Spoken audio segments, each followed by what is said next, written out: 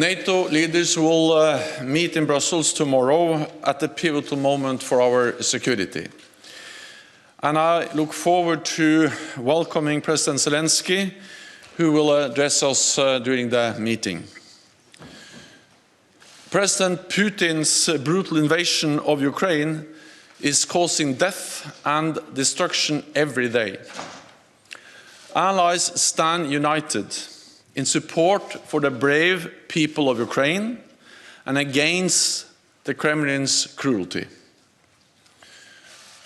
Putin must end this war, allow aid and safe passage of civilians, and engage in real diplomacy.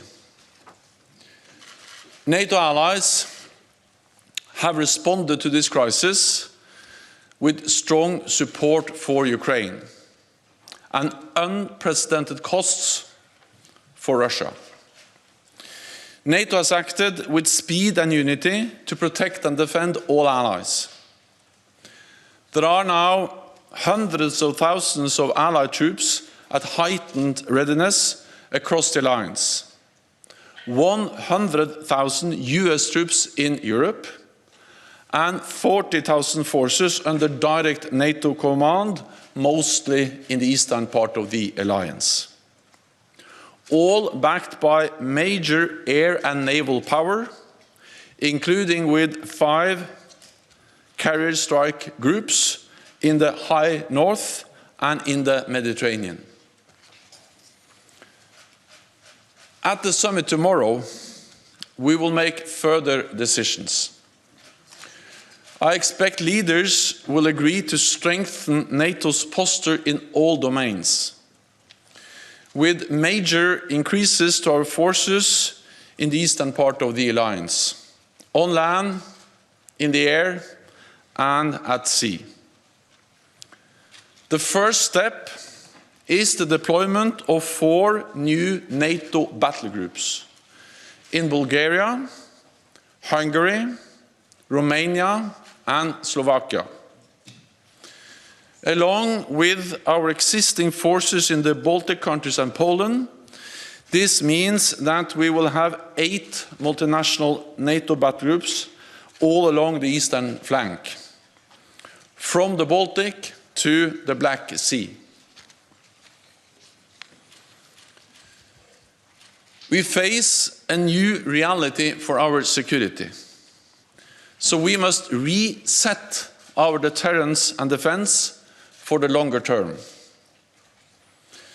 Tomorrow, NATO leaders will reaffirm our support to Ukraine. Ukraine has the right to self-defense under the UN Charter. And we are helping Ukrainians to uphold this fundamental right. Since 2014, allies have trained Ukraine's armed forces and significantly strengthened their capabilities. They are putting that training into practice now on the front lines with great bravery.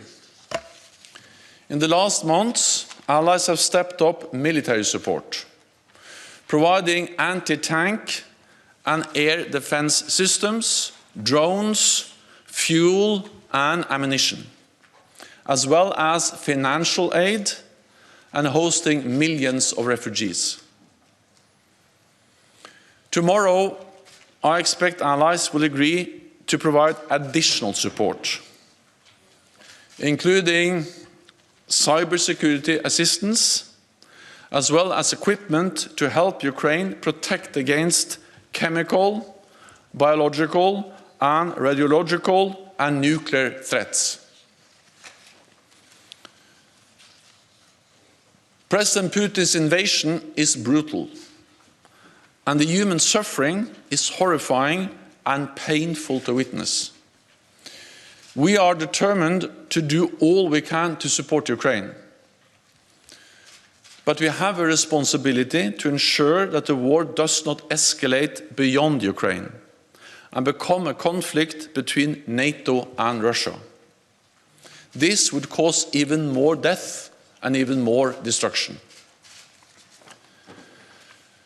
I also expect we will agree to step up tailored support for other partners at risk from Russian pressure, including Georgia and Bosnia-Herzegovina. Working together with the European Union, we must help them to uphold their sovereignty and the right to make independent decisions. We face a fundamentally changed security environment where authoritarian powers are increasingly prepared to use force to get their way. So I expect we will also address the role of China in this crisis. Beijing has joined Moscow in questioning the right of independent nations to choose their own path. China has provided Russia with political support, including by spreading blatant lies and disinformation. And allies are concerned that China could provide material support for the Russian invasion.